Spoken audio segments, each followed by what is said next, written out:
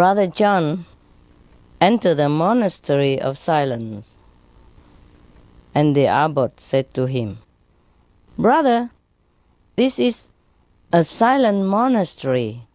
You are welcome here as long as you like, but you may not speak until I direct you to do so."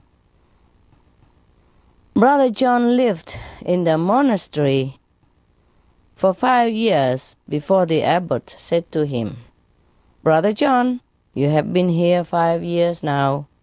You may speak 2 words."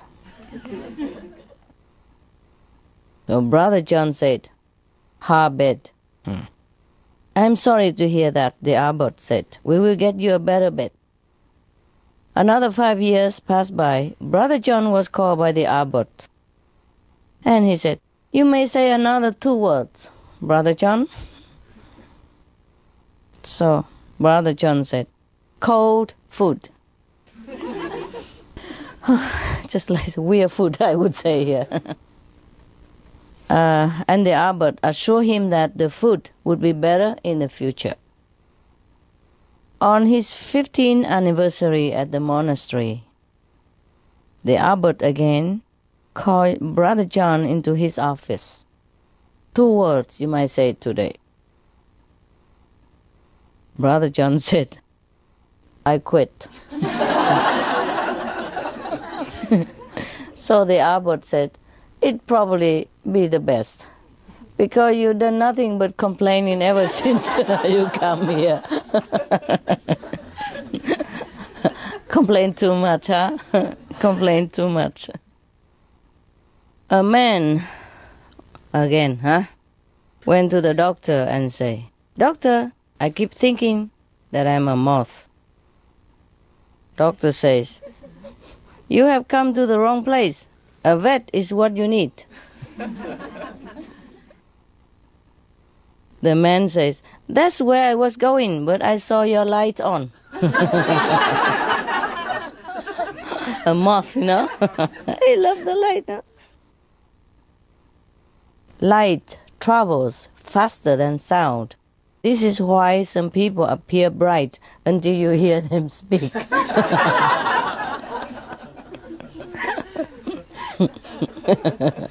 You better close your mouth, eh?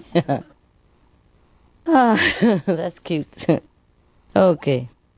A farmer got pulled over for speeding. The police started to lecture the farmer about his speed, trying to make the farmer uncomfortable. Finally, the police got around to writing out a ticket. And as he was doing that, he kept swatting at some flies that were buzzing around his head. The farmer said, "Having some problems with circle flies there, are you?" The police stopped writing the ticket and said, "Well, yeah. If that's what they are, I never heard of circle flies before." So the farmer says, "Well, circle flies are common on farms. Circle flies because they are almost always found circling around the back end of a horse." The police said, "Oh," and gave him the ticket. When he was about to leave, he turned back to the farmer and says, "Hey, wait a minute. Are you trying to call me a horseback end?" The farmer says, "Oh, no, officer, no. I have too much respect for the law." "That's a good thing," the police said, and head to his car.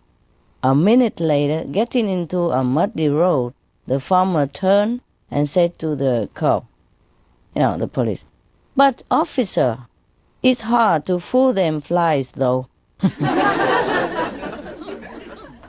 What do you get when you cross a parrot with a centipede? A walkie-talkie. A lot of feet and a lot of talk.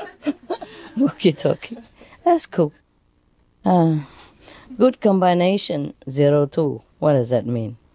What do you get when you cross a Rottweiler with a Saint Bernard? Answer. A dog that guard the house attack the thief and go later to look for help for the poor robber. San Bernardo. He chased him out, but then he go and help him. A drunk walks into a bar and say to the bartender, "Hey, bartender, buy everyone in a house a drink. Pour yourself one and give me the bill." So the bartender does just that and hands the man a bill for $57. The drunk says, "I haven't got it." The bartender slaps the guy around a few times, then throw him out into the street. The very next day, the same drunk walks into the bar and once again says, with a drunken slur, "Bartender, buy everyone in the house a drink. Pour yourself one and give me the bill." The bartender looks at the guy and figures to himself that he can't possibly be stupid enough to pull the same trick twice. So he gives him the benefit of the doubt, pour a round of drink for the house. Has a drink himself and hands a drunk bill of $60. The drunk says, "I haven't got it." The bartender can't believe it. He picks the guy up, beat him, and throw him out in the street again. Now, the next day the same drunk walks back into the same bar and says again, of course with a drunken slur, "Bartender, blah, blah, blah, give me the bill." Disgusted, the bartender says, "What? No drink for me this time?" The drunk replies, "You? No way. You get too violent when you drink." I beat him up, no? That's cool. A blonde calls an airline and asks, "Can you tell me how long it takes to fly from San Francisco to New York City?" The agent replies, "Just a minute." And the blonde says, "Thank you," and hang up.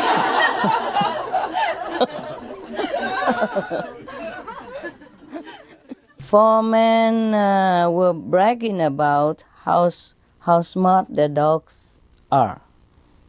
One man was an engineer. The second man was an accountant. The third man was a chemist. And the fourth was a government worker. To show off, the engineer called to his dog, "T-Square, do your stuff." And T-Square trotted over to a desk, took out some paper and pen, and promptly drew a circle, a square, and a triangle. Everyone agreed that was pretty smart. And the accountant said that his dog could do better than that. He called to his dog and said, "Spreadsheet, do your stuff."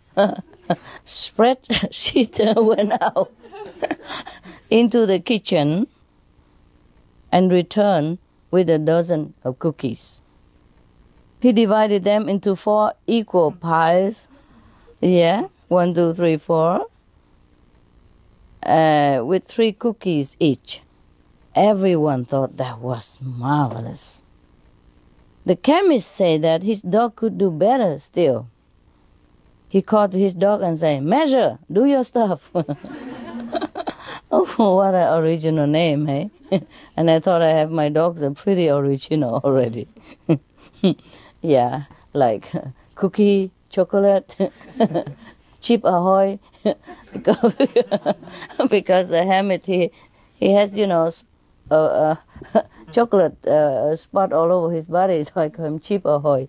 Yeah, and a lady is brownie, I call him brownie cookies or chocolate, yeah.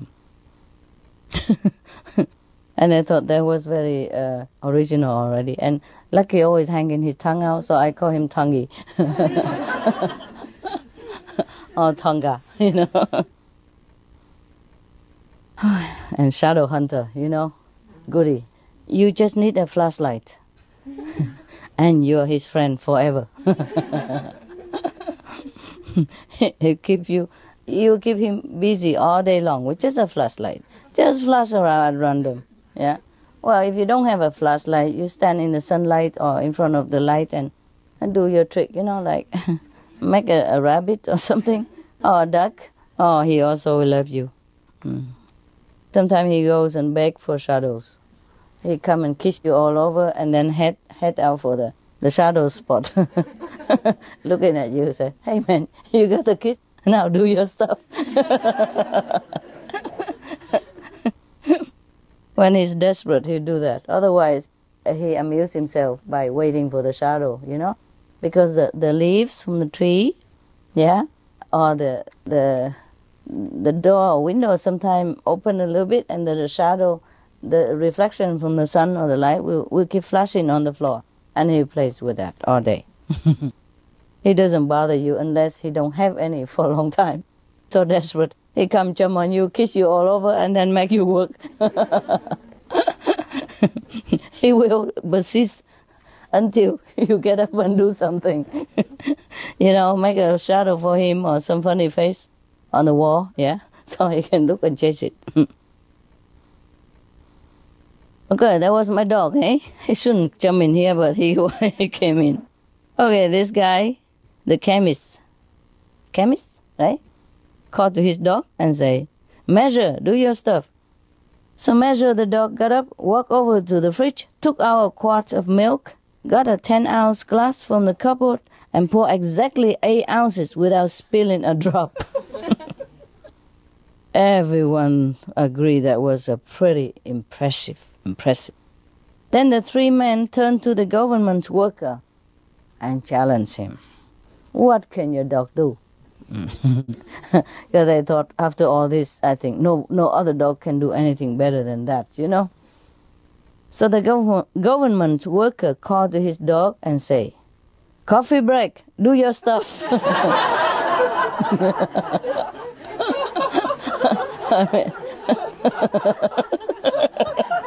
What else would you wish for, when you work in the office all day? That's very cute, huh? Coffee break, do your stuff. Now, coffee break, jump onto his feet, ate the cookies, drank the milk.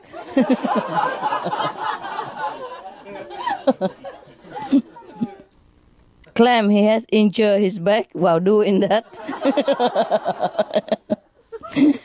File a grievance report for unsafe working conditions, put in for workers' compensation, and went home for the rest of the day on sick leave.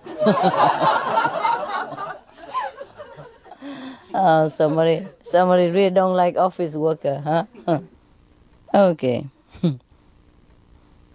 Now it's about Jesus now. Jesus and Satan have an argument as to who is the better programmer. Oh, they got into computer nowadays. This goes on for a few hours until they come to an agreement to hold a contest with God the Father as the judge. Wow. I'm sure who win already, right? They set themselves before their computers and begin. They are given the task and began to type furiously, lines of code streaming up the screen for several hours straight. Seconds before the end of the competition, a bolt of lightning strikes, taking out the electricity. Moments later, the power is restored, and God announces that the contest is over.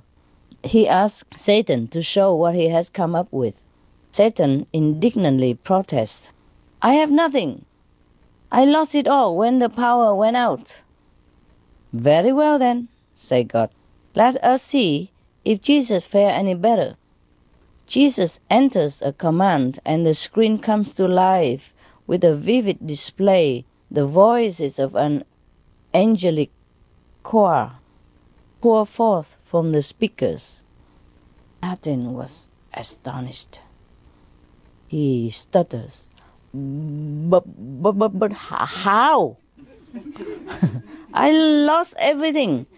Yeah, Jesus' program is intact. How did he do it? So God chuckles. Satan, when you are going to learn Jesus saves.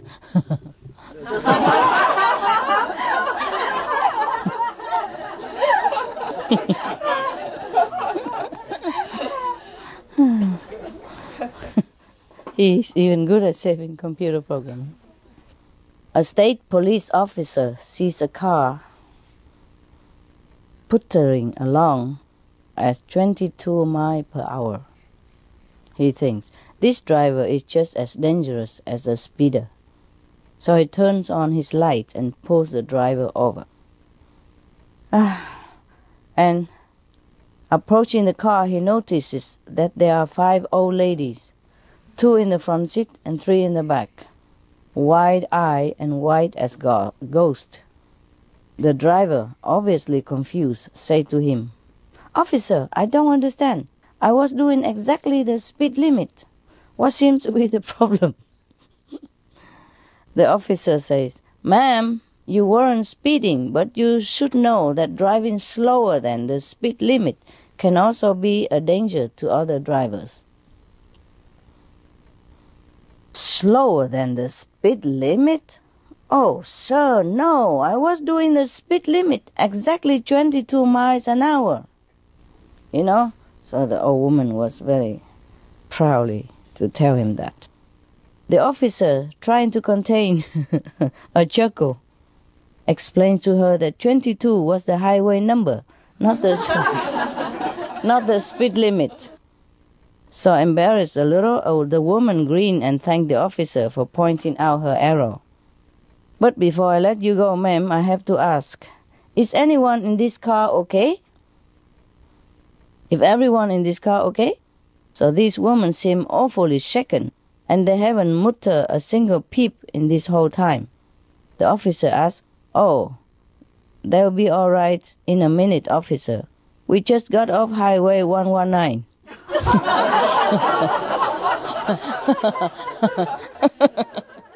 This one is called Bad Names. 3 brothers were walking through the wood. Their names were Trouble, Shut Up, and Be Quiet. Trouble got lost on the way back to Shut Up, and Be Quiet went to... So Shut Up and Be Quiet went to police officer for help to find their missing brother. "Excuse me, sir. We are looking for our brother. He got lost in the woods." "Okay," said the officer, taking out his note and pad and pen. "What are your names?" "Shut up and be quiet." They answer. "What?" The police officer shouts. "Shut up and be quiet." They repeat even louder. "Are you looking for trouble?" The officer was angry and yelling at them. "Yes, sir." This minister just had all of his remaining teeth pulled, and new dentures were being made. The first Sunday, he only preached 10 minutes. Probably 2/3, no? 3/3. The second Sunday, he preached only 20 minutes. But on the third Sunday, he preached 1 hour and 25 minutes. When asked about this by some of the congregation, he responded like this. "The first Sunday, my gums were so sore it hurt to talk. The second Sunday, my dentures were hurting a lot. The third Sunday, I accidentally grabbed my wife's dentures, and I couldn't stop talking." Jesus was walking around heaven, making sure that everyone was blissfully happy when he came across an old man sitting in the corner and crying bitterly. "Come on," said Jesus, "we can't have this. You are supposed to be happy here." So the old man weeping and saying, "I will never be happy here, because when I was on earth, I was a carpenter, and one day my son left and I never saw him again." So Jesus said, Dad? Is that you? So the man grabbed him, hugged him, and said, Pinocchio! A Jewish man complained to the police that he had been beaten up by 2 Irishmen. So when questioned, the Irishmen said that they had done it because the Jewish people had crucified Jesus. My God, talking about, long memory, good memory. The bewildered policeman said, but that was over 2,000 years ago, man. So the 2 Irish say, yeah, but we only heard about that last night.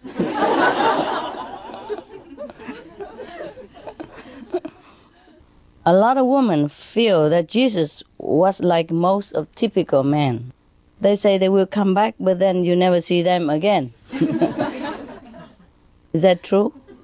Is that true, the men don't come back? Huh? No, my men all came back and I don't want them. Say, please go. I guess because I was Jesus or something. They never see me again. There was a big born-again meeting in a large hall in Belfast. And a former lady sinner was on the stage with a microphone in her hand recounting her experiences. Last night, she told them, I was in the arms of Satan, but tonight I am in the arms of Jesus. She converted, yeah. And then some people raised hand and asked her, how about tomorrow night?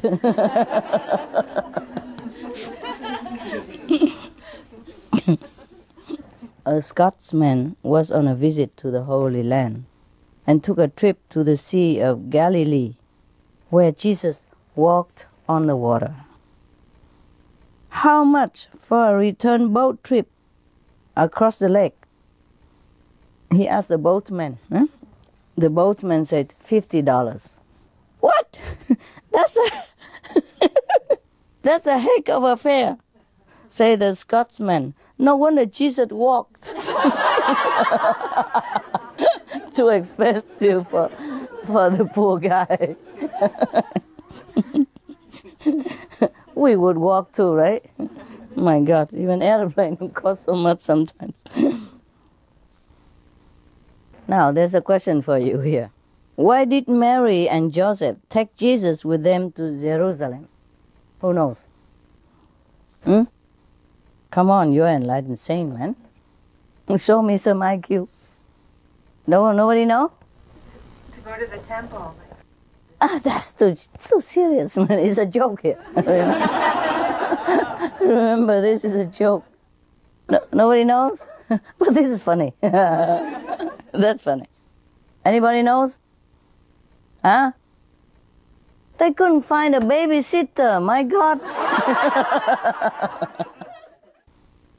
A priest and a rabbi were talking on a train. What are the promotion prospects like in your church? The rabbi asked the priest. The priest said, pretty good, pretty good. I could be made a parish priest. Yeah, soon. The rabbi asked him, and then? And then a monsignor. And then? And then I could be a bishop. And then? Well, a cardinal. Cardinal? Yeah. And then? A pope? I could be a pope. And then?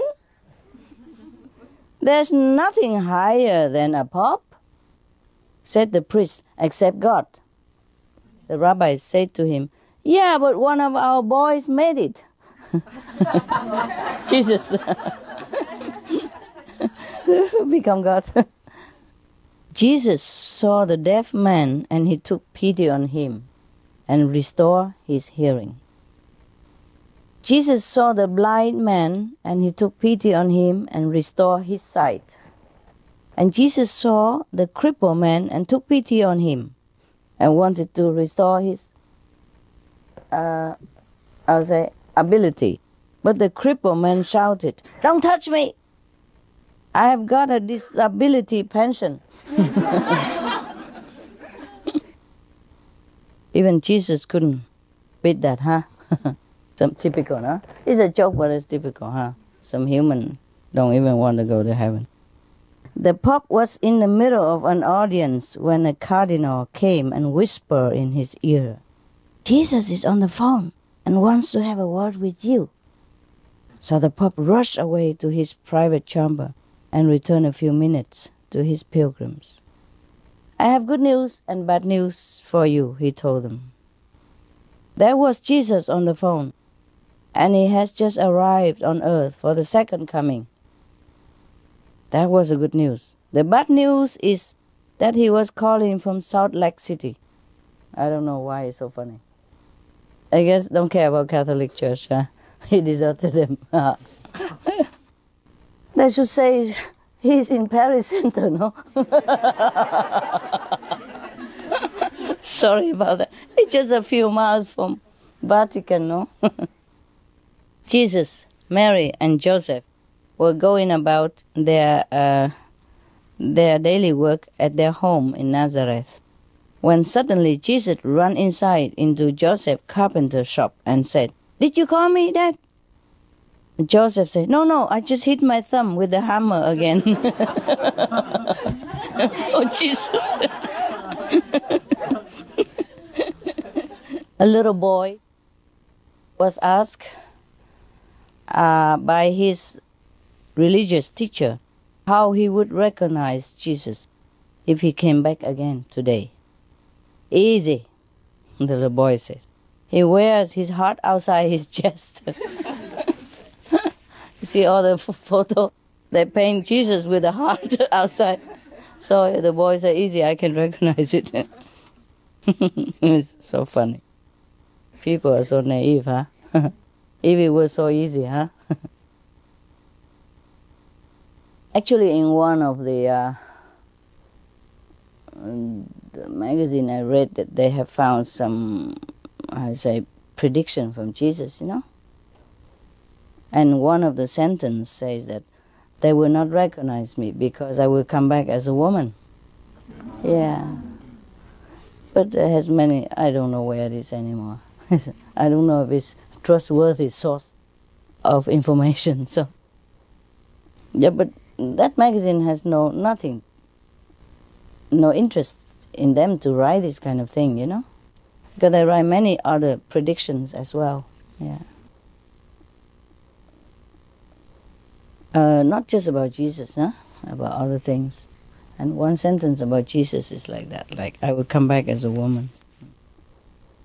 He forgot to say high heel and all that. It make it easier for us folk to recognize, no? A man was behaving suspiciously near the gate of heaven. Yeah. First he went to the gate and then he walked away. And then he approached the gate and walked away again. And then he has kept doing that for a few times. And then St. Peter called for Jesus, who decided to confront the man. "Look, what are you playing at?" Jesus asked him.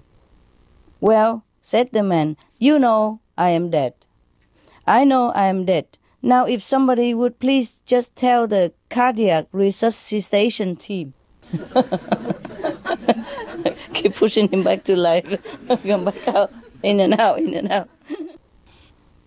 A rabbi was worried that his son was about to be converted to Christianity, so he prayed fervently to God to prevent this from happening. Oh my God, pray to the same God. Please don't let him be converted to Christianity. My son wants to become a Christian. Please stop him, oh God. He prayed. The voice of God boomed back. What can I do? Look at my own son. Jesus was a Jew, no? And then he became a Christian. No? Why is Jesus so popular in Ireland? Irishman. No? You wouldn't know it. He was the first man who could turn water into wine. One of the greatest acts of forgiveness in the Gospels is that Peter became one of the disciples despite the fact that Jesus has healed his mother-in-law. Horrible joke, I'm telling you. I don't know where he found all this joke. Poor mother-in-law. What has she done? Huh? I mean, the mother-in-law may be famous for daughter-in-law, about being conflicting. But the mother-in-law would have loved the son-in-law very much, no? No? What about yours? Not always? Okay. Maybe you wrote this joke, I don't know. You probably wrote this joke, right? The Pope and the Cardinal were sitting in the Vatican drinking coffee when a young priest ran in and said, Jesus was visiting Earth and heading their way. The Pope headed for his typewriter and began writing a new encyclical. So the Cardinal asked him, what should I do? The Pope said to him, look busy. The boss is coming. That's bad, huh?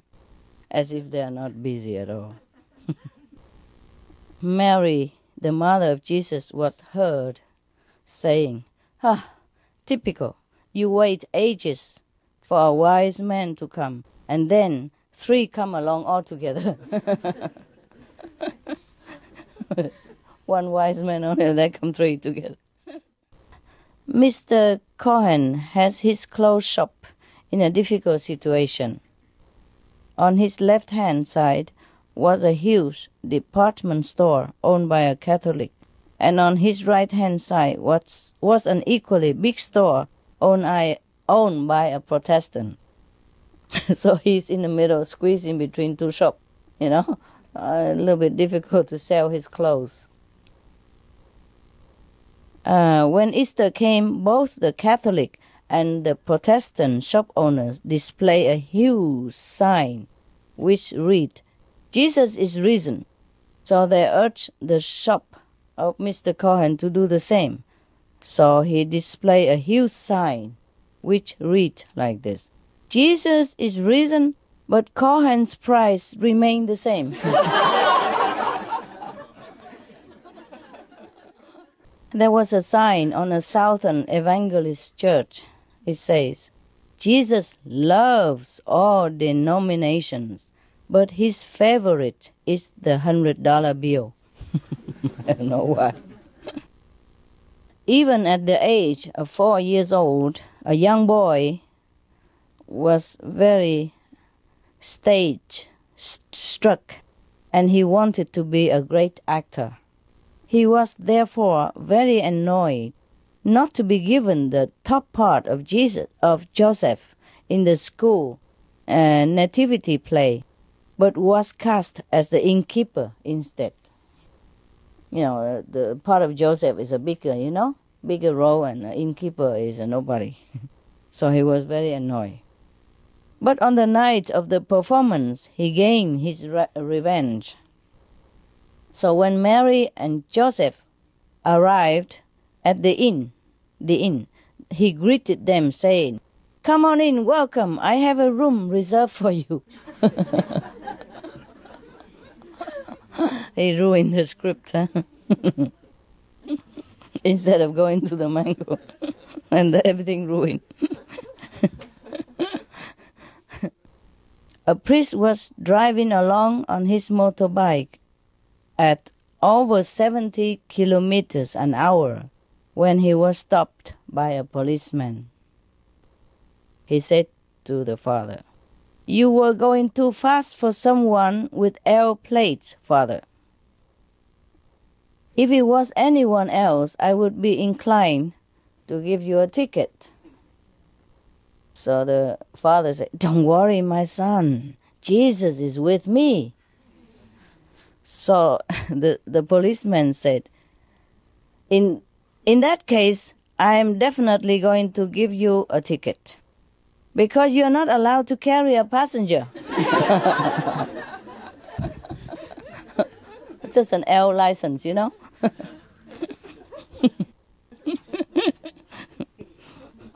A mother gave her 2 boys an apple each, one big and one small. And one of the boys grabbed the big apple and gave the small one to his brother. So the mother remonstrated to him and said, Come. If you were Jesus, you would have taken the small apple and give the big one to your brother, no? Okay. The guy with the big apple looked at his brother and said, You can be Jesus.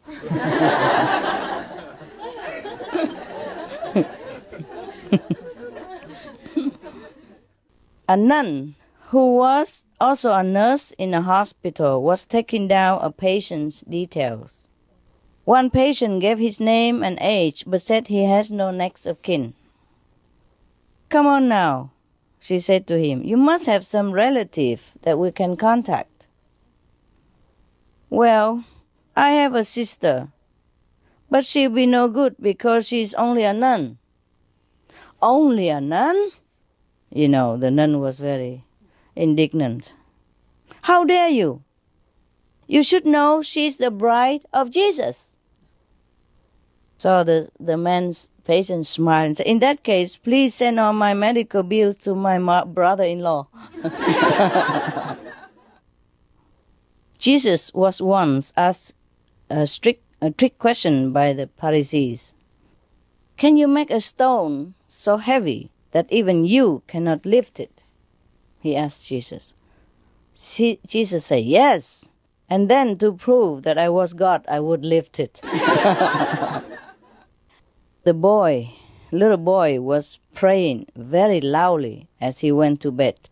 Please, Jesus, send me a bicycle for my birthday. Please, Jesus. He was praying very loud. So the mother said to him, There's no need to shout. God is not deaf.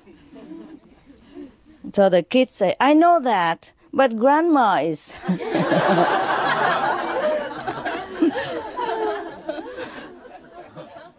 There was an old woman praying very, very devoutly down below scaffolding.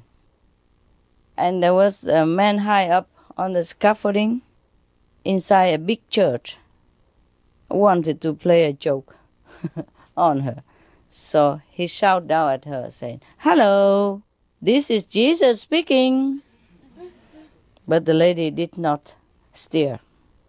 And again, very loud, he said, Hello, this is Jesus speaking. Again, there's no reaction. So finally he shouted with all his power, Hello, this is Jesus speaking. But the woman didn't even lift her head. But she said, Be quiet, I'm speaking to your mother. This man was very ugly. So he prayed to Jesus. He prayed to Jesus to send him some money for plastic surgery. Right enough, he won a huge amount in the lottery and had his plastic surgery. But just a few days later, he died. While wandering around heaven, he met Jesus and asked him, Why didn't you give me some time to enjoy my new good look? Jesus said, I'm sorry, I just didn't recognize you. If it had been 3 wise women who visited Jesus in Jerusalem instead of 3 wise men, what would have happened that makes a more difference, yeah? Or make a big difference or not? Okay, the answer is, well, they would have asked for directions. That's number 1. Number 2, they would have arrived on time. Number 3, they would have helped deliver the baby. Jesus, yeah. Number 4, they would have cleaned the stable. Number 5, they would have made a casserole. Number 6, and they would have brought disposable nappies as gifts.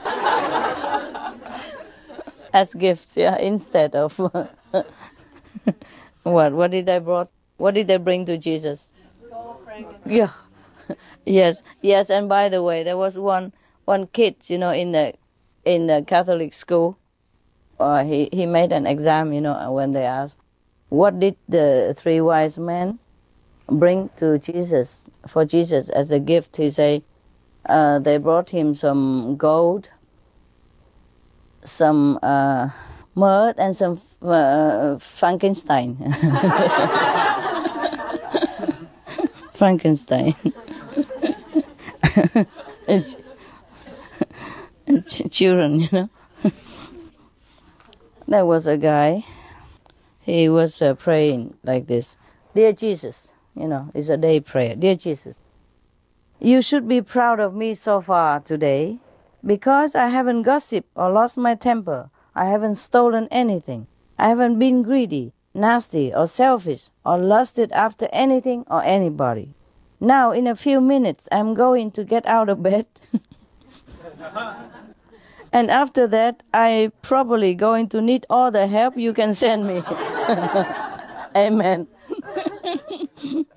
A Scottish preacher was preaching his favorite words of Jesus from the pulpit. Quote, and the sinners, he thundered, will be cast into exterior darkness, where there will be weeping and gnashing of teeth. One of the elder women shouted back, I have lost all my teeth years ago. What about me? So the preacher said, teeth will be provided, my dear.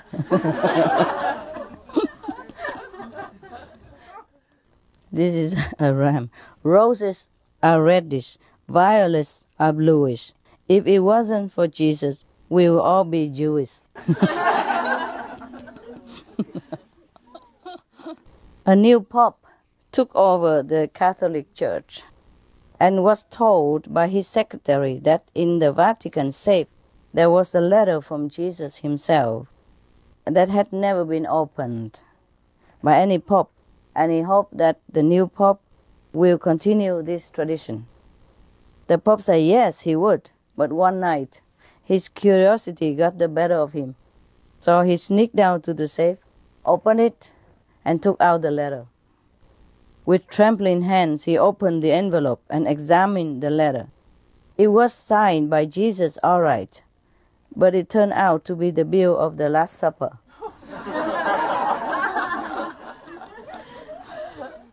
A woman who was very strong believer in Jesus was about to go on an urgent drive when she locked her keys in the car. So she prayed to Jesus to send help. And right away, the first man passing by was able to help her to open the car. She shouted, praise be to Jesus for sending me such a nice man. And then the guy growled at her, I'm not a nice man, lady. I just got out of the jail a few hours ago after doing 10 years for car theft. So to say the woman, praise be to Jesus for sending me a professional. If Jesus were alive today, and many people believe he is, would he be handing out buttons with the slogan like this? What part of thou shalt not don't you understand? Got it, yeah? Yeah, many thou shalt not, they do it all anyway. That's what it is. I agree with that. A little girl was asked in religious class in school why Jesus in the Lord's Prayer had told us to ask for our daily bread. Anybody knows? Can you guess? Because they would have it fresh every day.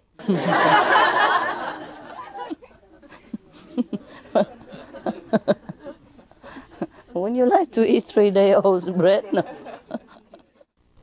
A little boy was praying, say something like, give us our daily bread, and please deliver us from email. Evil, from email.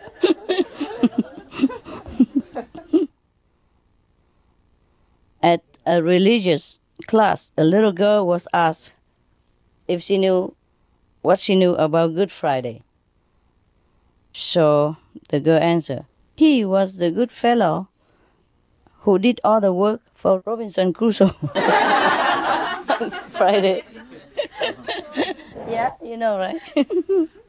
You like it? A curious little child asked her father, is Jesus everywhere? Yes, love. The father smiled and answered her.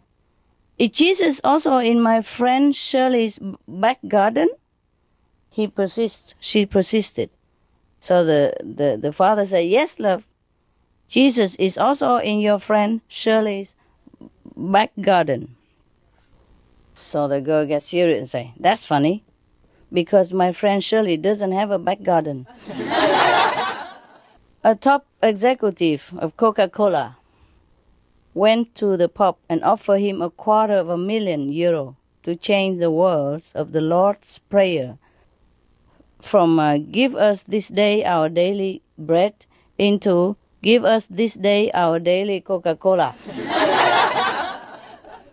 The Pope said, I'm sorry, the money would be welcome, but I cannot change the words of Jesus, as quoted in the Bible. The executive come back a week later and increase the offer to €500,000. So the Pope saying, sorry, my son, I can't do it. The answer is still no. Finally, the executive offers €1 million to the Pope and saying, please take it and change it. It's a lot of money, yeah. So the Pope said, it is not in my power to do what you ask. I cannot discuss this any further. So the executive left the Vatican and said to his, nearby PA, I wonder how much the bread business people are paying him.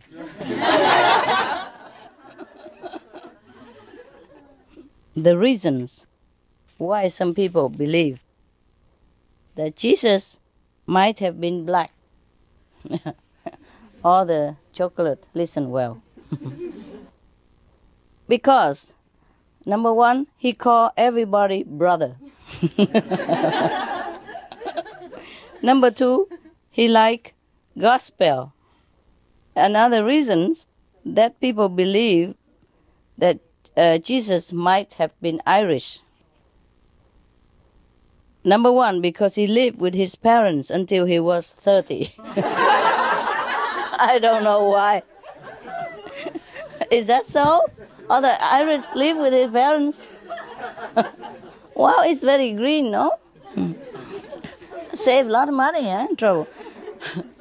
Number two, he believed his mother was a virgin. Number three, his mother believed he was God. Oh, no. Oh, that's not too good. Okay. And some people believe Jesus might have been a Californian. Because number one, he had long hair. The hippie. Number two, he was always in sandals or barefoot. Number three, he founded a new religion. All this happened in California, I guess. Okay. Some people believe Jesus might have been Italian because he moved his hands about when he talked.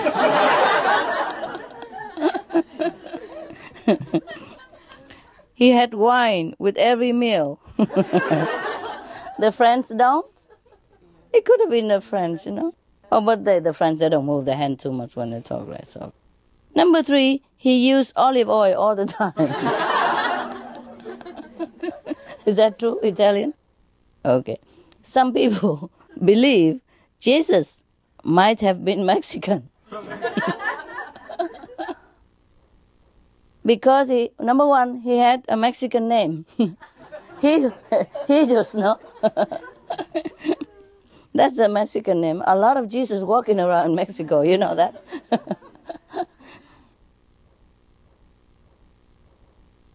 Number 2, he never had a steady job. Oh, why is that? Number 3, he loved telling stories. Is that typical Mexican? Yeah? No idea. Really true, brother? Yeah? Okay.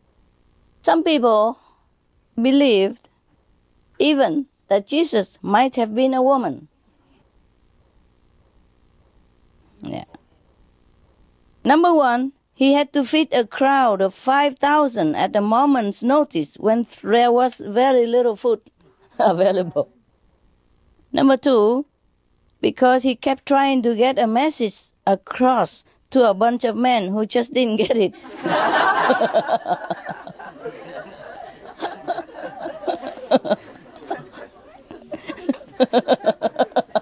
I like that one very much. Don't you think it's good? He might have been a woman. Or he had learned his lesson and become a woman instead. Number 3, even when he was dead, he had to get up because there was more for him to do. More work to do. Only a woman can do that, huh? Wow. Yeah, what an honor. Okay, that concludes our joke today. If you have any doubt, you can write to the Vatican to complain or for further information. Did you enjoy the joke? Yeah. Good, no?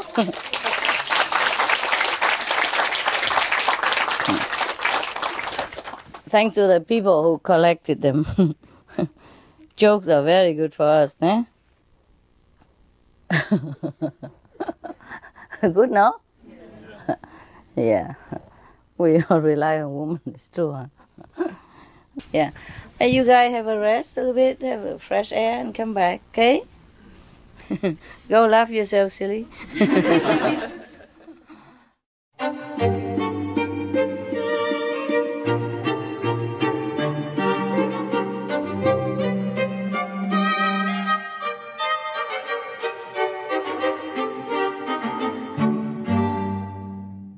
The watermelon hunter. Have you ever heard of such a hunter in your life?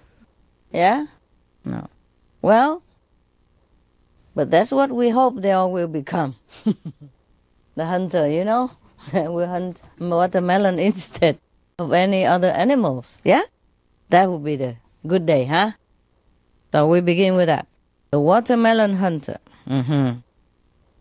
Once upon a time, there was a man who strayed from his own country into the world known as the land of fools.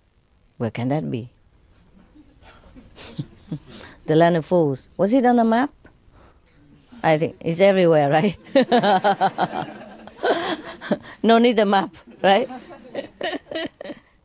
Okay. He soon saw a number of people flying in terror from a field where they had been trying to reap wheat. They keep crying while running. There's a monster! There's a monster in the field! There's a monster in that field! And then they told him so. He looked and saw that it was just a watermelon. Because the people have never seen a watermelon before. Capish? Yeah? And all they saw just wheat, you know, rice perhaps, wheat, but not the watermelon. And the watermelon grew from nowhere. Of course, it must be a monster, no? You know how the watermelon grow there? How? In the field of wheat, how can a watermelon grow? Tell me. Tell me, all the wise men. Jesus had only 3 wise men, and I have so many here. Huh? The birds brought it there. Good. See? Wise woman's always better. When it comes to men, we're stuck. All right. So now he offered to kill the monster for them. Yes. So when he had cut the melon from its stalk, he took a slice and began to eat it. What else would you do with a watermelon, right? The people became even more terrified of him than of the monster melon. So they use, pitchforks, sticks, and, all kind of things to beat him up and throw him out of the village. Yeah. Because they were so worried that in the future he might kill and eat them too. If he could kill a demon and eat like that, what about human, right? Okay, here he left.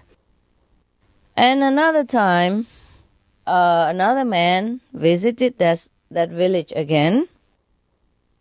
And also he strayed into the land of fools. Fools, right? Stupid, right? Okay. And the same thing started to happen to him. But instead of offering to help them with the monster, he also agreed with them that it must be dangerous. A melon monster is dangerous. And by tiptoeing away from it with them, he gained their confidence. Yeah, he's one of us. He also feared the monster. He must be a good guy. And then after a while, he spent a long, long time with them. And then slowly gain more and more of their confidence and slowly teach them that a watermelon is harmless. Yes. And then, later on, he even teach them how to cultivate the watermelon themselves and eat them also. It sounds similar to the job of a master, eh? Right? The master come in and do everything like everybody else, and then gain their confidence, and then eat the melon.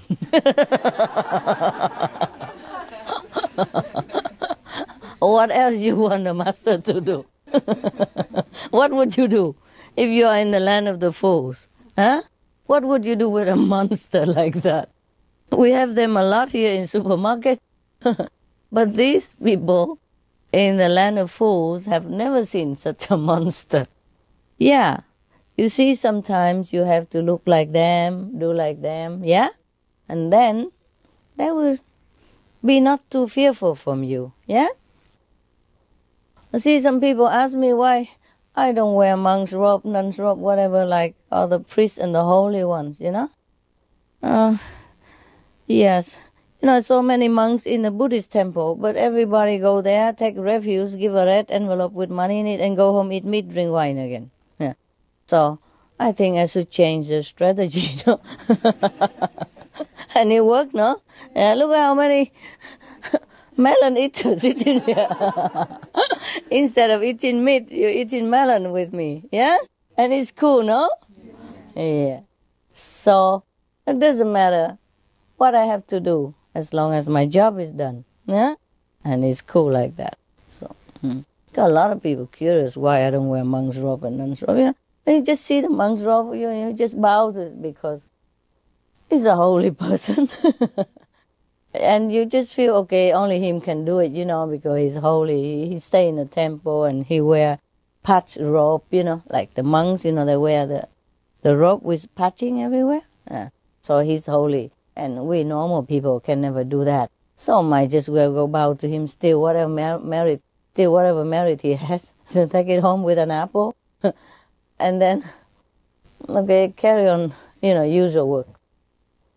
Understand me? So many monks in the temple. And how many of the so-called their disciples have one meal vegetarian? All they do, twice a month, the first day of the month and the last day of the month. I told you already. or the first day and the middle day of the month. Yeah? You know that, right? So I think I changed the tactic and it works, yeah? Yes. Good, huh? It works, huh? Yes. All of our people are eating melons, right? Instead of meat. No? Then it's okay. It's cool. Now, this is the next story is more funny. Be prepared. Actually, in this shop, it's not that funny, just because we are funny. After eating the melon, we become funny. Yeah, that's why we laugh a lot. Okay. The next story is about an ambassador, an accident ambassador. I mean, accidentally he became an ambassador. This concerning Mullah Nasruddin. You know that guy, right? A lot of laugh about him always. Here's another laugh about him. Yeah, this time he's more serious, but still laughter. Yeah. By a series of misunderstanding and coincidence, Mullah Nasruddin found himself one day in the audience hall of the Emperor of Persia. Shahinshah, mean the king, yeah, of Persia. He's called Shahinshah. Was surrounded by self-seeking nobles, governors of provinces, courtiers, and sycophants of all kinds. He was surrounded by all of these people. One is competing with each other, with the others, and claimed to be appointed head of the embassy, which was soon to set out for India. Yeah, actually diplomats. Yeah, they're not going to make an embassy in India. Perhaps they just want to send an envoy. Yeah, of diplomat. Everybody was clamoring, making noise, and competing with each other, and claiming themselves good and that and other. So the king had up to here, more than enough of all this self-aggrandizement of these from these his courtiers and his assistants. So he raised his head, above all of them, and he didn't even know what to choose. He kept looking at heaven as asking Jesus to help him. Yeah. And then somehow his eyes, landed on Nasruddin. This is a mullah. He's a Muslim teacher, you know what I mean? Master, and this guy is always getting into some unlikely situation anyway.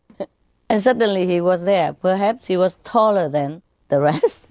So when the king lifted his head down from heaven, back to earth again, so his head was swimming among the crowd. So he said, there, that man is going to be my ambassador to India. Said and done. So now, please, all of you, leave me in peace. Fine. Nasruddin was given rich clothes and an enormous chest of rubies, diamonds, emeralds, and priceless works of art, so that he can bring this gift of Shahinshah to the great mogul. Now, the courtiers who lost the job, all of them become very frustrated and angry, of course, nah? So they decided to unite it together, to be united together to fight against this opportunist mullah. And they try to trick him, into trouble, because they're up to destroying him. Yeah, what you cannot eat, you spoil it, so nobody else can eat. That is sometimes the psychology of some human. Now, they united together and do a lot of stuff, stupid things. Like they broke into his quarters and stole all the jewels, and all the nice artwork and other precious item in the mullah's trust, yeah, took it out, divided among themselves. And then they even put the earth into the box to make up the weight so that he wouldn't notice. Now, they even determined to ruin his ambassador job and also to discredit his ability and honor. Now, they what they do is they come to Nasruddin, very humble, very nice, very polite, sweet talk, telling him such. Great Nasruddin, we congratulate you. Yes.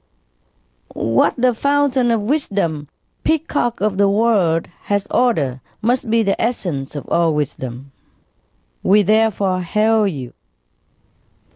But there are just a couple of points upon which we may be able to advise you, accustomed as we are to the behavior of diplomatic emissaries. They're going to tell him some tricks, ruin him. Do you know what the fountain of wisdom, peacock of the world means? Apart from the dictionary word? They address the king first, They also call him the full moon, or the presence, God, even, or God, rep, the PR of God,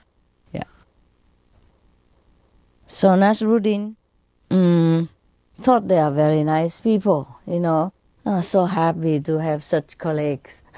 So he said, of course, please, I will be grateful if you tell me. Yes, I'm new to the job. Of course, he has never done this before. As God would have had it, Some people just have it by, getting the job out of nowhere. Now, say the chief of this group. The first thing is that you must be humble, they told Nasruddin, in order to prove how modest you are. Therefore, you should not show any sign of self-importance. When you reach India, you must enter as many mosques as you can and make collections for yourself. Take money from the mosque. Understand? When he's going to a Muslim country and they tell him to go to every mosque and ask everybody to donate to him. This is exactly opposite of what the king of Persia wanted him to do. You know that? But the king of Persia have never told him this because he would never expect him to go and collect money in the mosque as an ambassador, no? You wouldn't even do that, no? Okay. So that's how they told him. And besides, the king of Persia would want his ambassador to represent him, with dignity and some power, noticeable to the king of India. Because the king of India at that time wanted to occupy Persia, So the embassy from Persia must show some power, some dignity, some confidence, And here they advise him to be humble, to be nobody, and to go collect money from the mosque, which not even a Muslim clergy do that. The Nasruddin know nothing at all. Say, oh, yes, I will do all that. Thank you so much. And then they even continue. The second thing is that you must observe court etiquette in the country to which you are accredited. This will mean that you will refer to the great mogul as the full moon, But at that time, the full moon is a title only addressed to the king of Persia, as the most respected, So Nasruddin was a little bit puzzled and say, but that is the title only for our Persian emperor, no? And then the bad people say to him, but not in India. Okay, fine.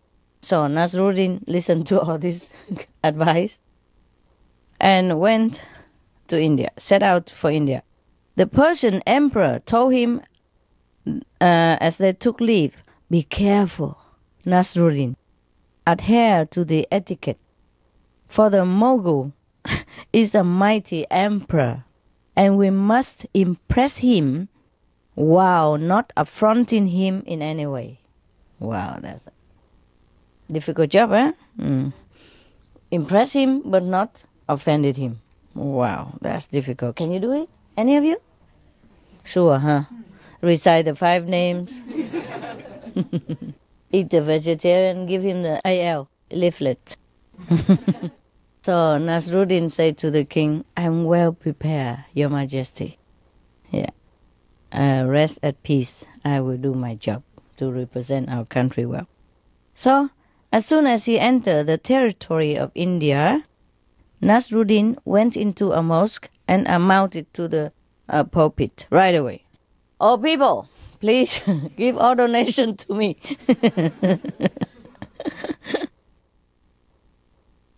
You have to see in me the representative of Allah, on earth, and the axis of the globe. Bring out all your money, for I am making a collection right now.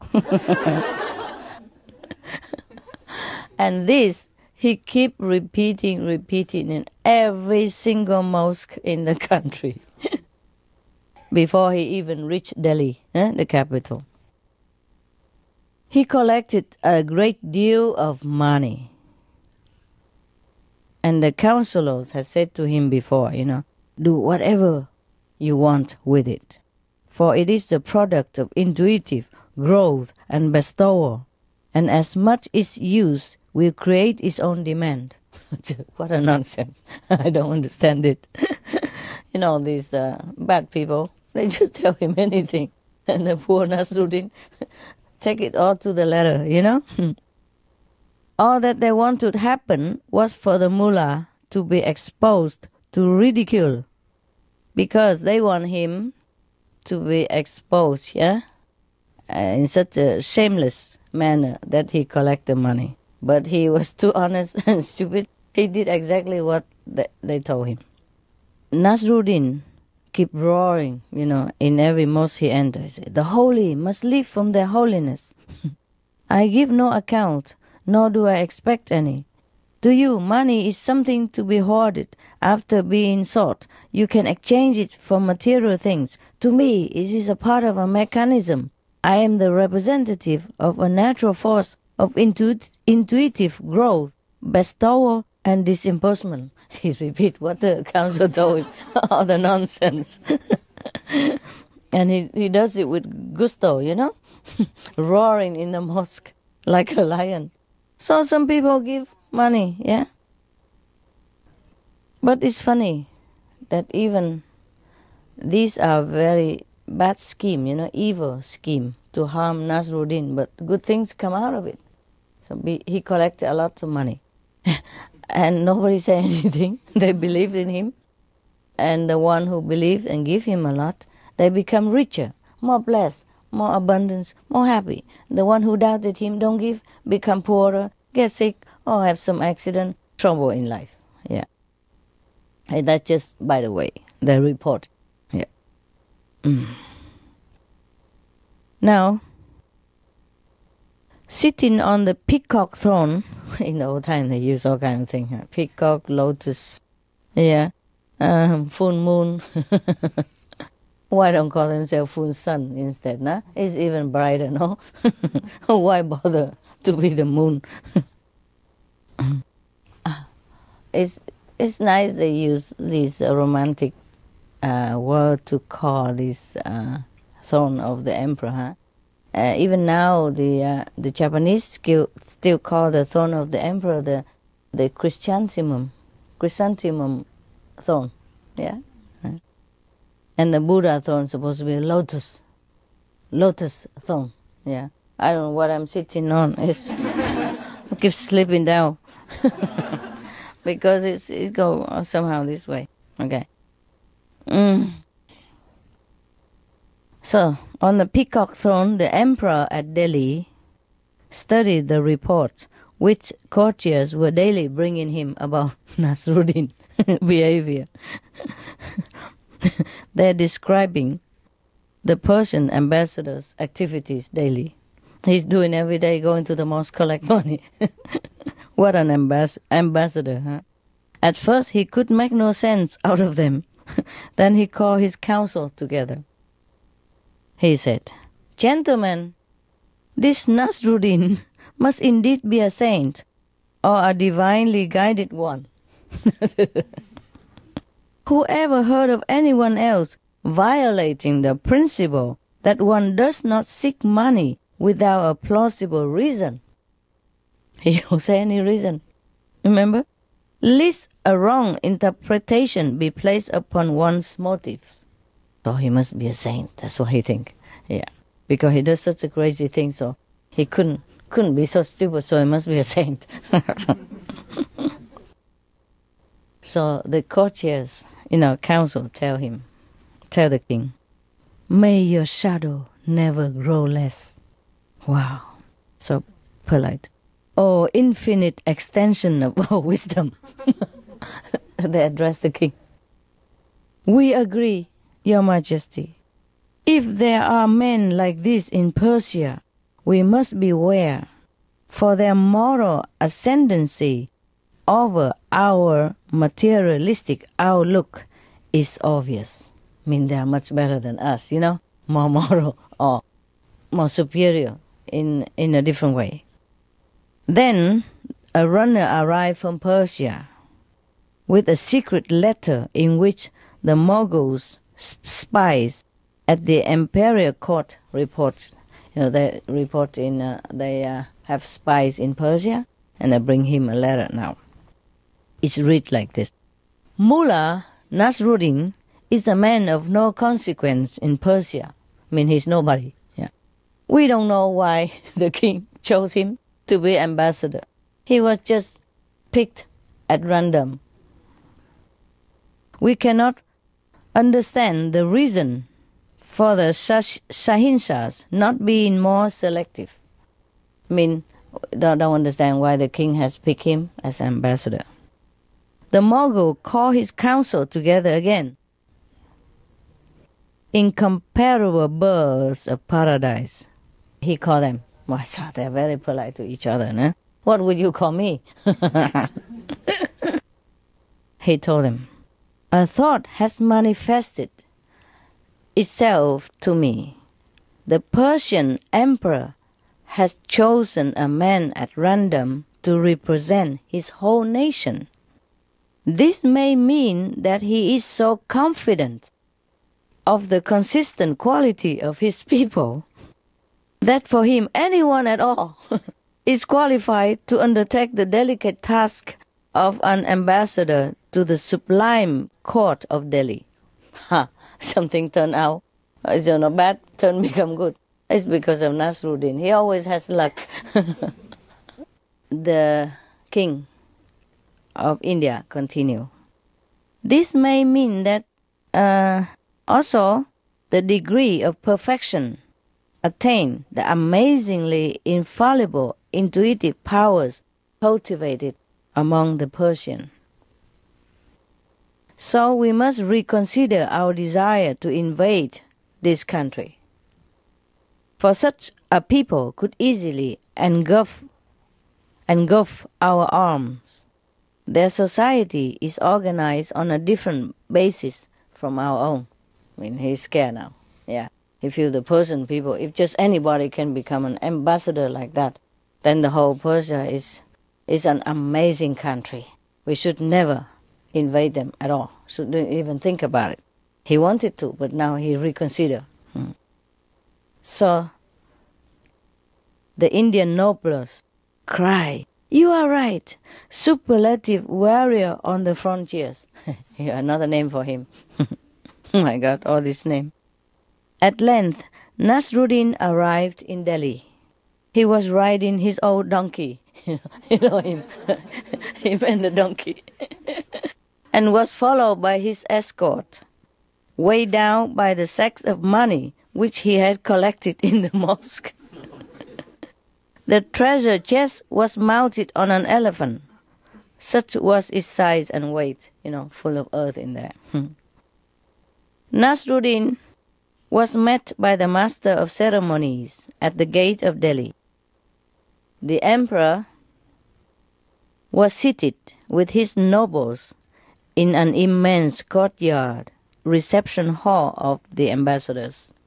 This courtyard entrance was arranged so that it's very low, so that whoever go through that, before seeing the king, they have to dismount from the horse, and indicate already like supplication, inferior. Give them already inferior complex where the king sit on the ninth level of the throne. Okay, but because Nasruddin come on with the donkey, it's very low anyway, so he just drive through. With his donkey bowing all the way. I'm coming.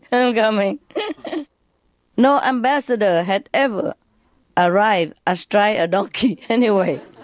However, and thus there was nothing to stop Nasruddin trotting straight through the door and up to the emperor days. The Indian king and his courtiers exchanged, meaningful glances at this act. Nasruddin blithely dismounted, addressed the king as the full moon, and called for his treasure chest to be brought.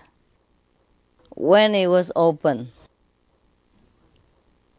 the treasure chest full of earth in there, there was a moment of consternation. So Nasruddin first time saw it. He didn't know that. He thought it was full of treasure inside. So he thought to himself, I better say nothing. Because there's nothing I say now can explain this stuff. I'm doomed for sure. So he kept quiet. Yes. So the Mogul whispered to his viziers, his, premier, what does this mean? Is this meant as an insult to the highest eminence? The vizier also could not believe this. He think quickly, furiously for a moment, and then he provided the interpretation. It is a symbolic act, Your Majesty. The ambassador means that he acknowledges you as the master of the earth. That's why he brought earth to you. Because he also called you the full moon, no? Full moons mean, the great already, greatest king at that time. So the Mogul relaxed. Cool. He might have said cool. Or ça va. Or he would say, muy bien, muy bien. So he said to the Nasruddin, we are content with the offering of the Persian Shahinshah, king, for we have no need for wealth in any way. And we appreciate the metaphysical subtlety of the message. Wow, talking about luck, Everything changed into his luck. Even all these bad courtiers want to play hell on him. He still gained the credit, a good credit. Yeah. So all we do is just be a good person and everything will turn out well, This is a message. Okay.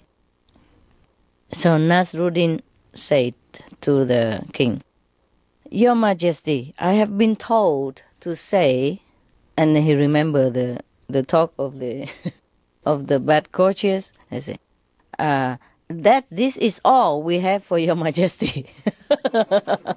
Do you understand? This is supposed to be a provoking sentence, yeah? Bring in just a handful of soy and this is all we give to you. Yes.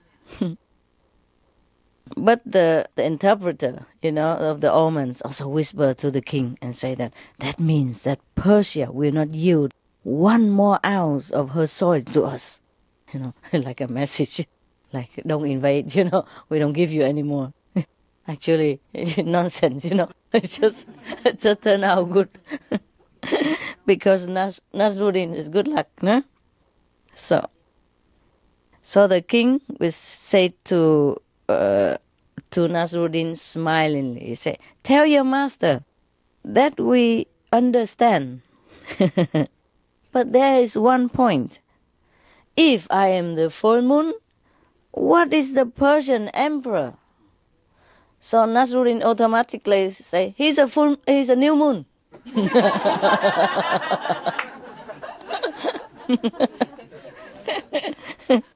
So the court, advisor whispered to the king again, this okay. Yeah. The full moon is more mature. Bigger. Give more light. So it's superior to the new moon, which is young and small. So you are the senior. Yeah, very good. So the king was very delighted, say, yes, we are contented. You may return to Persia and tell the new moon. Tell the new moon that the full moon salutes him. What a good moon he was. Told you it's funny. Huh? The Persian spies at the court in Delhi immediately sent a complete account of this interchange to the Shahinshah. They added that it was known that the Mughal emperor had been impressed and feared Persia, so they planned no war against Persian because of the activities of Nasruddin. He's doing nothing, and he gained all the credit. So, of course, when Nasruddin returned home, the Shahinshah received the mullah in full audience. I'm more than pleased, friend Nasruddin. He said, at the result of your unorthodox methods. Our country is saved, and this means that there will be no attempt at accounting for the jewels or the collecting in mosque, he forgive him anyway. He's not supposed to do that, but he saved the country. Doesn't matter what he does, he's okay. So he's not going to punish him for collecting money in Jews and all that in the mosque. You are henceforth to be known by the special title of Safir. That means emissary, real ambassador of peace. Okay, but his vizier, he's in the ear of the new moon. Say, but your majesty, this man is guilty of high treason, if not even more. We have perfect evidence that he applied one of your titles to the Emperor of India, thus changing his allegiance and bringing one of your magnificent attributes into disrepute. The full moon stuff. But the Shahinshah don't listen to that. He said, yes, but the sage have said wisely that to every perfection there is an imperfection. Nasruddin, but why? Why did you call me the new moon? I'm supposed to be the full moon. It's only half of it. So he didn't like it. So Nasruddin said, I know nothing about the protocol, but I do know that the full moon is about to wane, and the new moon is still growing, with its greatest glories ahead of it. A brighter future, long live, longer life. So the emperors, so happy. Saiz Anwar, the Grand Vizier, he roared, say, Mullah, I offer you the position of Grand Vizier. Take the old Vizier away and give this to Mullah. But the Mullah said, what? How could I accept the position after seeing what you do to my predecessor, the old Grand Vizier? Okay, so that's what the story was. Nobody say anything about how the treasure chest has been used, after being stolen from him. They says, sorry, forget about it. We don't know anyway. So that means he did not even accept to become a premier. Yeah? And I don't know where he goes next. He probably goes somewhere, do something else, like buy a lot of chili and eat it. And he has to eat it because he spent so much money on it. It's a pity to waste hot chili. Okay, do you have any idea? Any comments on this story? Don't keep shaking your head. It's become a habit. It's always like this. Oh, yeah, that's right, yeah. Full rushing where the wise fear to tread, yeah? Anyway, this guy, he's always in luck of some kind, Nasruddin is a treasure of laughter, I like this guy very much. Okay, guys. Now you can go to sleep. Or you want another story? I tell you this, okay? This story called The Happiest Man in the World. I remember telling this story somehow, but it's look different here. A man who was living in comfortable enough circumstances went one day to see a certain sage, reputed to have all knowledge. So this man said to the sage, "Great sage, I have no material problems, and yet I am always unsettled. For years I have tried to be happy, to find an answer to my inner thoughts, to come to terms with the world. Please advise me as to how I can be cured of these maladies." The sage answered, "My friend, what is hidden to some is apparent to others. Again, what is apparent to some is hidden to others. I have the answer to your ailment, though it is no ordinary medication. You must set out on your travels, seeking the happiest man in the world.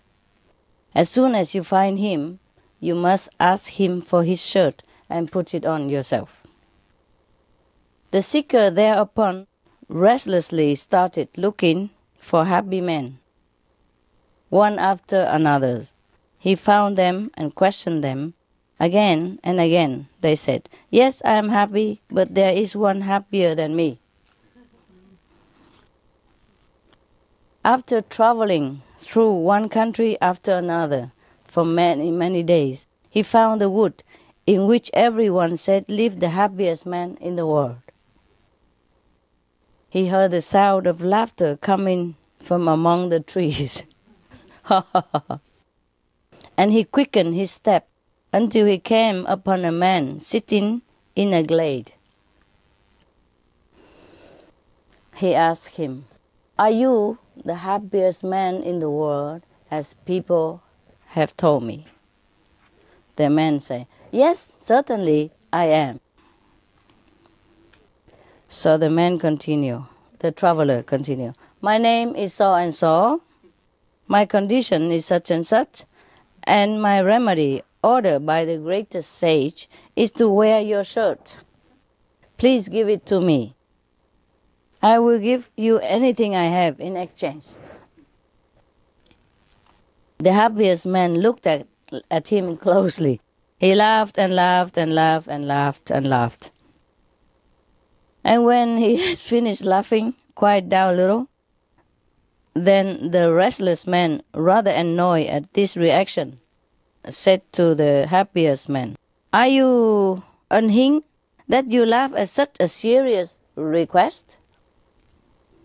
Said the happiest man, "Perhaps, but if you had only taken the trouble to look, you would have seen that I do not possess a shirt."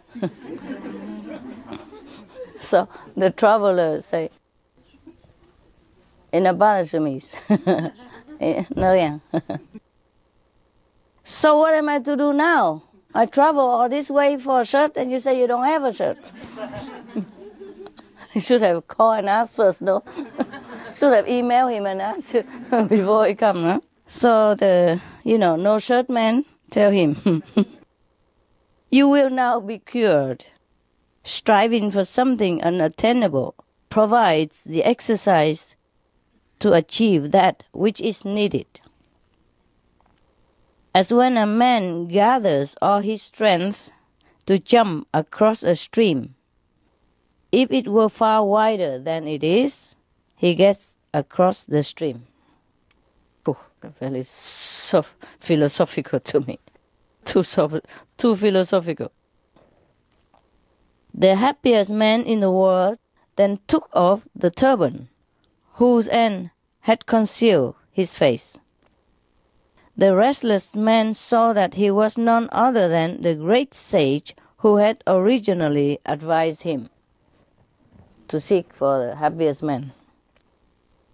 Oh, he was very puzzled and asked, "But why did you not tell me all this years ago when I came to see you in the first place?"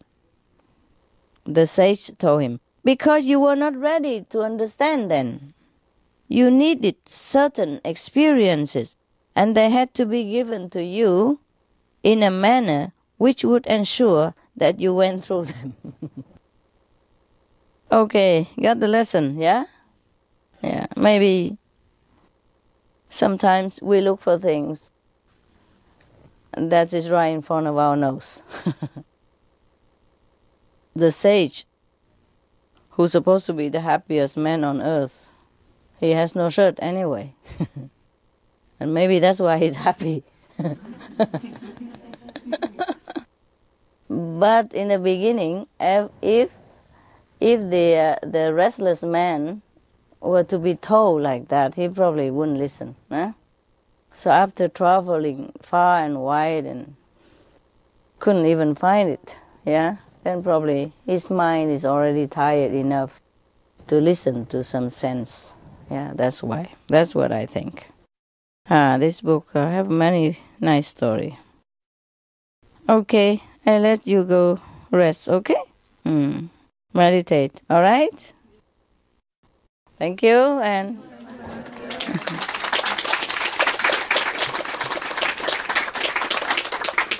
at least we have some good laughers, Nasruddin, huh? That guy, he always offers some laughter. I think I have told a lot of his story and his pleasantries before in Meli. You don't buy because it's Chinese. Okay then.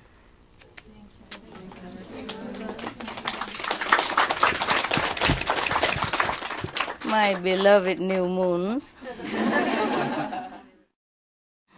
Please sit and meditate. I will meditate over there, okay?